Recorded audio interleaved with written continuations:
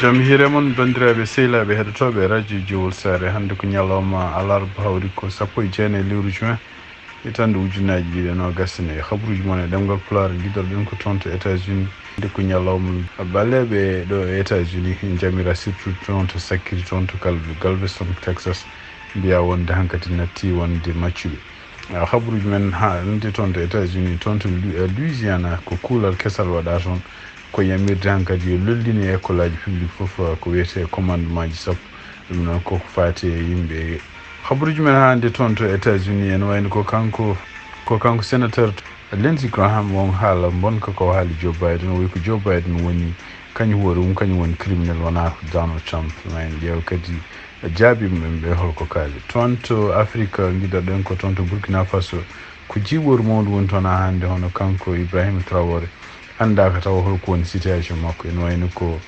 galleji janiyankoji kewɗi gonnoɗi toon cuusnoɗi yaltinde habruji no wayno oɗo saha joni ko gudda ko sakiri uddede ko TV5 kono noon ko fama tan ko militaire uji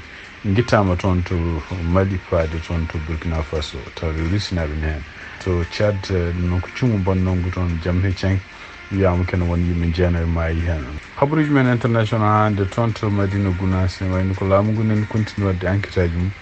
ko fate caɗele bonno toon ñande julde sappo e jeeɗiɗi lewru juin gene wiye wonde neɗɗo goto maayi hen au moins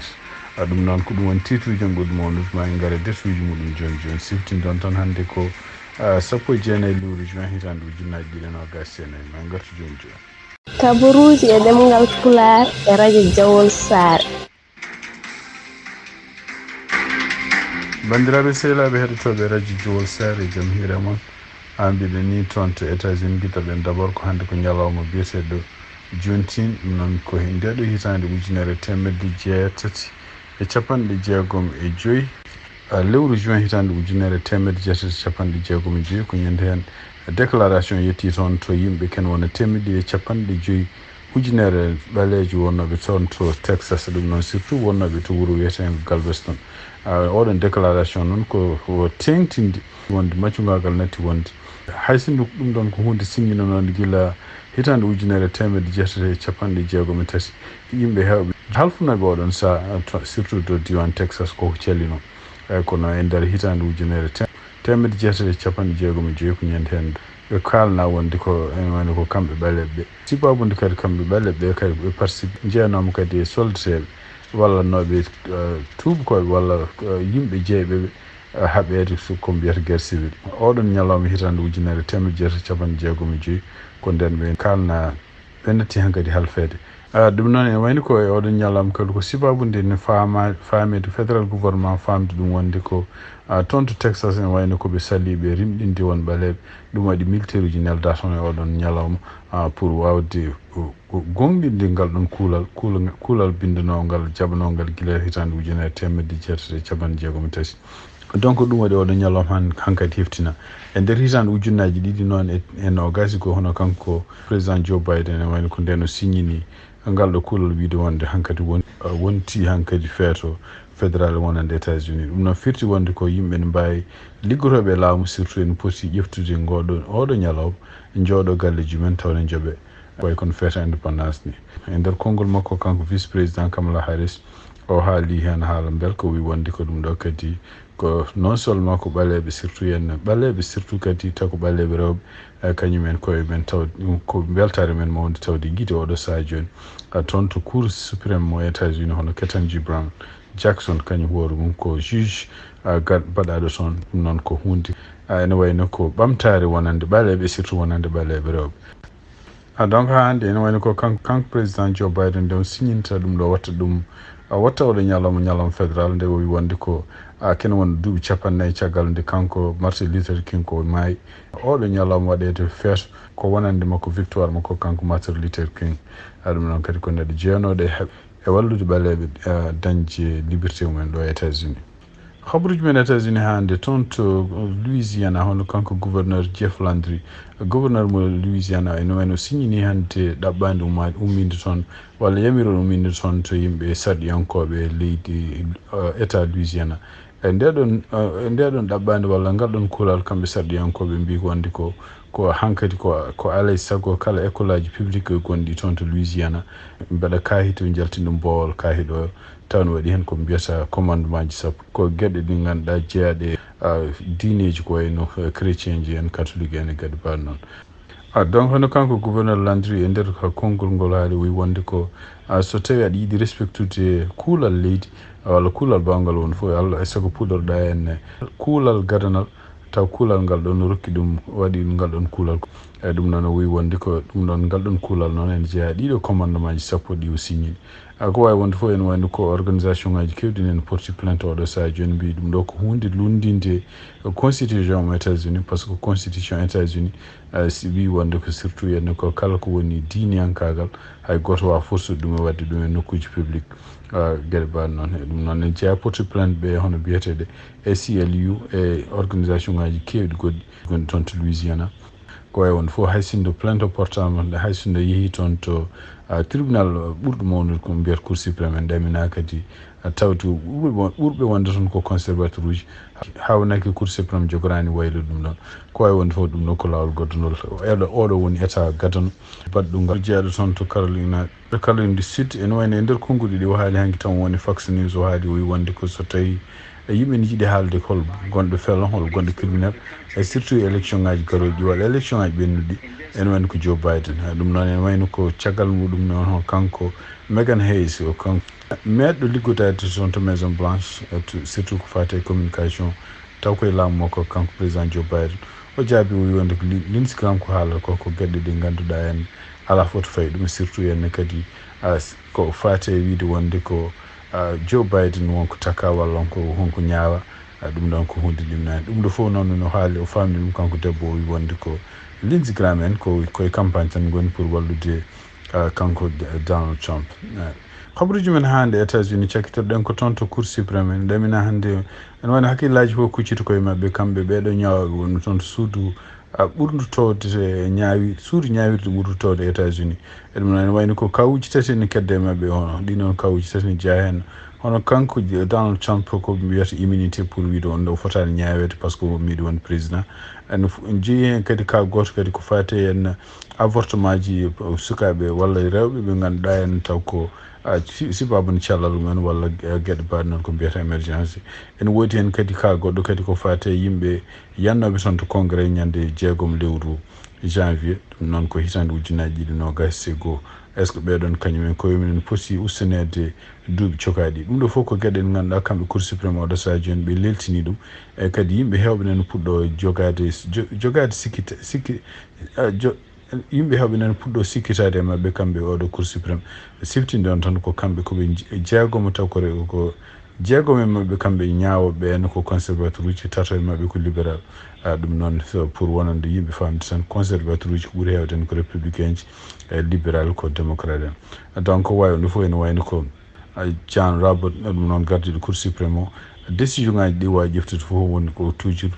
liggey makko ko wawde ƴewde beele ñawoɓe wonɓe toon ɓe enen jogo en dokke crédit taw kadi ene paame wonde ko liggoto ko wona liggaki pour wonande tel parti walla tel parti ko wawi wonde fof ene wayno ko kila ɓe puɗɗi kamɓe koye mabɓe yandinde ñawore wonnode eɗo e États-Unis kene wonde duuɓi 50 kene mbiyetede Roe versus Wade ene wonde guila nden yimɓe puɗɗiti sikkitade mabɓe kamɓe ɓeɗo ñawoɓe wonɓe toon surtout kadi koye haalate mabɓe oɗo saha joni gueɗe ɗe ganduɗa ɓe keeɓi kalisaji walla ɓe keeɓi jeenama walla ɓe ɗanninama ɓe dokkama beeji taw ɗum fof ɓe mbeɗani reportude ɗum ɓe meeɗani haltude ɗum siba pour impôt ji ɗum ɗo fof ko gueɗe ne wayno usti hoolare public jogui e mabɓe kamɓe cour suprême ko wawi wonde fof ene ɗamina yonteraro ɗo nde ɗum noon ko tuggi nogas tan ha nogas jeeɗiɗi ɗamina ko nden ɓe maɓe gaddu ɗiɗo décision ngaji tati ɓurɗo wonde important surtout décision ko fate Donald Trump kadi bawɗo déterminé oɗo saha joni kala ko fate en ñawore leydi ndi no foti wade walla gardugol leydi ndi no foti wade so tawi Donald Trump ne rokke immunité walla rokketake habaruji men international hande toon to Burkina Faso en woni ko jibru ha hande woni toon ɗum noon e tunnade kadi ko habaruji hayso ko seeɗa gummoto toon ko tuma tan wani ko mettondira metti no ngoni hakkunde mabbe kambe militaire ji Burkina Faso dum non ko der en wayno ko nyande sappo e gonde en wani ko jandu bongo wadino ton to kambe militaire ji Burkina Faso kama be militaire gondo to Mansila dum woni ko bange funange rewlidi ndi en wiye ken wona temdere e yimɓe jeeɗiɗo neddo taw ko soldat naɓe maayi hen ɗum ɗo fof noon wayno ko kamɓe militaire ji dole wona militaire ji wonɓe toon to Burkina Faso mbi wonde ko kanko Ibrahima Koyta en wayno kanko Ibrahima capitaine Ibrahima Traoré en wayno ko o liggaki no feewi ko fate kisal leydi ndi en waɗi kadi ñande sappo e goho kadi juin wayno ko obi goto kadi werlama toon to télévision mabɓe national ɗum noon ko guila nden kadi kanko capitaine Ibrahima Traoré yiya e oɗon télévision no e oɗon obi noon en wayno ko kamɓe militaire ji gonɗi toon e laamu makko transition ngu ɓe jaɓani haalde no feewi ko fate ɗum ɗon surtout ɓe jaɓani haalde gonga woni hen ko fama tan ko yiyama militaire ji gummima toon to Mali taw ko militaire ji Mali naɓe no wonde Russie naɓe gari toon to Burkina Faso ɗum noon jippima toon e avion ngaji toon to Ouagadougou ɗeɗo balɗe ɓennude ɗum noon en wonande yimɓe wonande kadi habaruji hayso seeɗa gummoto toon ko ɓuuri hewde e Burkina Faso naɓe taw ko citoyen ji mbi wonde ko ɗum ɗo ko d' abord est ce que ko arde wallude leydi ndi pour dañde kisal walla deeje walla kamɓe ɗiɗo militaire ji arɓe ko arɓe nadde e gueɗe taw ko Burkina Faso jeeyi ɗum ko mbiyata ingérence ko wawi wonde fof en wayno ko kanko Ibrahima Traoré e nder kadi haraleɓe ko fate photo ji ko kalata hay sinno yiyama omo ari dimanche omo yeehi toon to ƴiƴam ƴeftere walla ñande julde nde même kanko hoore makko ari o wiyama omo juuli ko ɓuuri hewde yimɓe gonɗinani est ce que ɗeɗo photo ji walla ɗiɗo vidéo ji ko vidéo ji kesi ɗum noon ko anda tan en wayno ko oɗo saaha joni hay galleji jayniyankoji gooti gonani toon taw ne cuusi yaltinde habaruji ko fate ko kewata toon ko sakiri ko tan hono TV5 gonɗo toon toon to Burkina Faso kañum hoore mum suspendama oɗo saaha joni sibabunde jaɓino haalde gueɗe patuɗe en ɗeɗo caɗele gonɗe ene wayno suspendama kadi fawama kalis kewɗo tungnade kadi habaruji gonɗi toon donc ko jiiɗa e ɗum galleji kewɗi jayniyankoji surtout jayniyankoji taw ko jurunduji mawɗi gonnoɗi toon oɗo saaha joni guila kanko capitaine Ibrahima Traoré guila o ƴefti laamu en wayno ɗiɗon galleji fof oɗo saaha joni koko gudda walla koko kaɗa haalde gueɗe ɗe ganduɗa en taw ko balloji yimɓe wonɓe caggal leydi andude holko kewi toon ɗum noon ko jiwru mawdu woni toon oɗo saaha joni toon to Burkina Faso toon to Tchad e tungnade kadi habaruji gumiriɗi toon to Africa News hono cumu mongu waɗino toon ɗum noon ko jammaji ɓennuɗe ɗiɗi ñande alarba ɓennuɗo o toon wayno ko oɗo saaha joni wiyama kañum woni yimɓe jeenayo maayi hen yimɓe jeenayoɓe maayi ɓe noon en kadi ne waɗi kadi yimɓe 40 neɗɗo gañiɓe hen kanko noon gardiɗo leydi Tchad hono Mohamed Déby Itno ene wayno waɗino déclaration kadi pour donade yimɓe gañiɓe hen walla maayiɓe hen ɓe o wi kadi ene wayno ko o diwnima maayiɓe e kadi o nelda duwuji makko e famille aji mumen kanko hoore makko kamɓe ndendi sunarde ɗum ko kanko haali ɗum e nder page makko Facebook ko way won fof ene wayno ko ɗum ɗo en donc de ɗum waɗata nde won hen yimɓe wonnoɓe toon to Tchad cikkanno ko ɗum ɗo en ko jihadiste uji janimabɓe kamɓe toon to Tchad kono en woni caggal muɗum tawa wonde ko cuumu go ko accident tungnade kadi e galle officiel jayniyankoɓe no kaaliri mbi wonde ko ɗum ɗo ko accident baɗɗo toon e kadi ko dépôt ɓurɗo mawnude walla ko nokku towo kaɓirɗe ɓurɗo mawnude toon to Tchad ko kañum sumi noon nde sumi nde kadi waɗi ko gueɗe kewɗe pettoje gonɗe toon ɗum woni fetti waɗi jeygol mongol toon to Sénégal hande ne wayno ko haareji bannoɗi toon to Madina Gounass ɗum noon ko ñande julde taske nde en hono siftinde on toon hono tungnade kadi haalluji gummiriɗi to banggue kamɓe fuutankoɓe hono kanko ceerno Amadou Tidiane Ba ene wonde délégation mabɓe nde ɓe gummi fumoye nde en wayno ko won yimɓe kadi Fula Kundanaɓe paddinoɓe ɗon e lawol ha berli e kaaƴe makko otoji donc waɗi haareji ñalawma o foof ñalawma to altine o e kadi continue ha ñalawma talata ɗum waɗi ministre de l' intérieur mo Sénégal o arini toon hono kanko Jean Baptiste Tine o arini toon o wawi fottude kadi hono khalifa mo Madina Gounass hono ceerno Amadou Tidiane Ba e kadi khalifa kadi mo Madina Hounda hono ceerno Munir Balde o wawi fottude mumen kadi wawi haalde mumen pour ɗum ɗo fof ko ñagade beele jamne dañe toon donc wawi wonde fof ene wayno ko kamɓe fof ɓe paami wonde ɗum ɗo henne ko hunde nde wonande nde moƴƴani surtout henne ko hunde arde tan kadi ko iblis ko wawi wonde fof ene wayno ko kamɓe laamu ngu nen continue enquête oɗo saji joni ko walla e vidéo ji walla photo ji jaltuɗe ɓe mbawi puɗɗimi nanggude won yimɓe won ɓe jaltini kadi kaɓirɗe kewɗe nanggaɗe won guila e pertelaji ha e labɓe kala neɗɗo momo ganduɗa moɓe tawi ko kañum ko toñƴo ene wayno koko ɓenninte lawol pour tribunal ɗum noon wayno ko ɓen continue kadi oɗo saji joni neldude dowuji mabɓe wonande mayɓe henɓe e gañiɓe kadi won hen nawanoɓe to ko cafroɗo gonɗo toon to Madina Gounass e wonen kadi ɓenninaɓe toon to nokku cafrirɗo mawɗo gonɗo taw ko nokku régional gonɗo Tambacounda ɗum noon e wayno ko enquête aji nane continue oɗo saji joni wuuro ngo fof nene continue renede gendarmerie ji nana e wuuro he pour hadde yimɓeɓe en kadi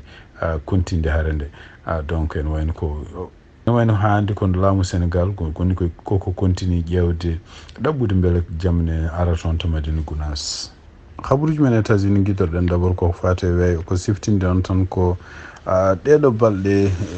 garoje kadi en semaine garoɗo en wayno ko nguleki ko continue tugnet hande service partuɗo e weeyo janggo alhamis tuggi alhamis janggo ha yettanima alhamis garto en wayno ko température wonata tan ko hakkude 32 degré 34 degré Celsius ɗum noon kadi ko nguleki bonki hawnaki en ɗamina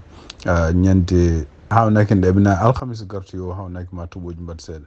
ɗum noon ko waaja tan oɗo saha joni kala e moɗon gonɗo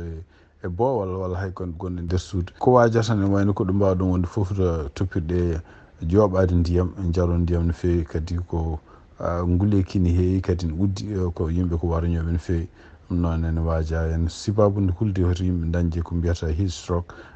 goto fof yo yooɓe ndiyam yo yar ndiyam no fewi ɗum woni ko service météo ko haali ko service toppiti kadi cellal ko waaji ko fate e wonande wonɓe diwan Cincinnati e nokkuji kulɗi. Bandiraɓe sehilaɓe heɗotoɓe radio Juin Sar ko ɗi habaruji min jogonnoon hannde e ɗemgal Pulaar siftindon tan hannde ko alarba hawde ko 19 lewru juin hitande ujunnaji ɗiɗi